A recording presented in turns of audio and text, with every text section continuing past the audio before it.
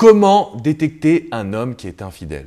Bonjour à toutes mesdames et bienvenue dans cette vidéo qui est, je pense, très importante pour vous.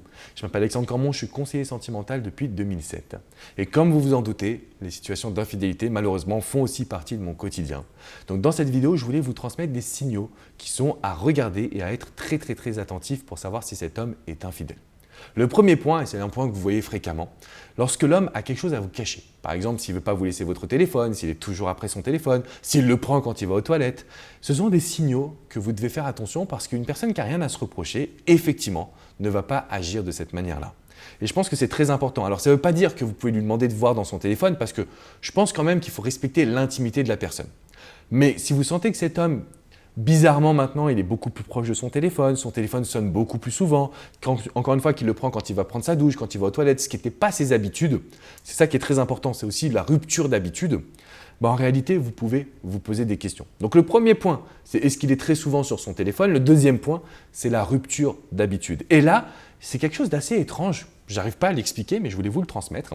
C'est qu'en fait, un homme qui bizarrement maintenant vous fait plus de reproches, se montre plus amoureux, est beaucoup plus colérique et beaucoup plus en demande également de sentiments, c'est quelqu'un qui est dans une situation où il ne va pas très bien. Alors ça peut être une infidélité, ça peut être des problèmes au boulot, mais vous pouvez vous poser des questions parce que très souvent, j'ai vu que quand les hommes étaient infidèles, ils étaient beaucoup plus colériques en retour.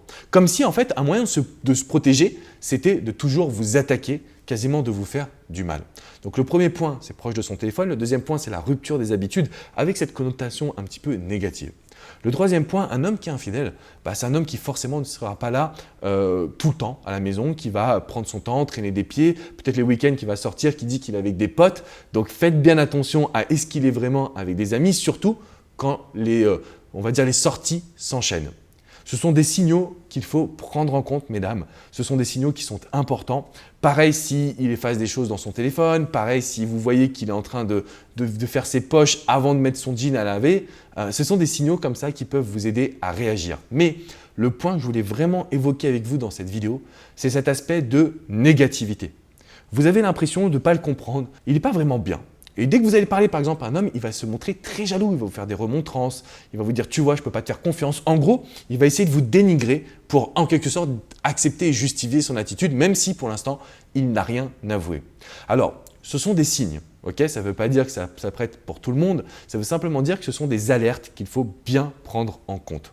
Le premier signal, c'est aussi de se demander est-ce que vous êtes vraiment épanoui dans votre relation? Parce que si vous n'êtes plus épanoui, c'est que peut-être il y a quelque chose à changer et à faire évoluer. Si vous avez des questions, si vous voulez partager votre histoire, on peut le faire en coaching sur mon site alexandrecormon.com. Vous pouvez le faire également dans les commentaires juste en dessous. De mon côté, je vous invite à mettre un petit pouce bleu, synonyme que vous avez apprécié cette vidéo, et surtout abonnez-vous. Abonnez-vous à cette chaîne YouTube pour recevoir tous nos conseils pour avoir une vie sentimentale heureuse, pour avoir une vie personnelle puissante et confiante.